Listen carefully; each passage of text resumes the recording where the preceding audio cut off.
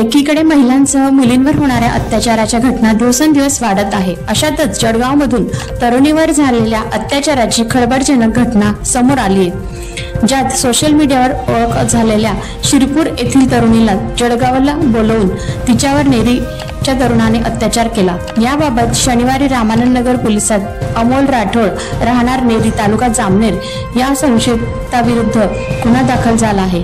पीडिता तिची मोठी बहीण व आईसोबत शिरपूरला राहते. 10वी नंतर सोशल मीडियावर तिची अमोलची ओळख झाली.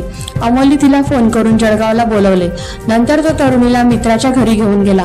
अमोल हा तरुणीशी जबरदस्ती करू लागला, मात्र तरुणीने त्यास नकार दिला. त्याच दिवशी रात्री 8:30 वाजण्याच्या सुमारास तो तिला भाड्याने घेतलेल्या खोलीवर घेऊन गेला. तिथे तरुणीवर त्याने अत्याचार केला. अमोल राठोड यांच्या विरुद्ध गुन्हा दाखल केला आहे. संपादक शेखर सोनवणे यांचा रिपोर्ट, पोलीस राऊंड, नाशिक.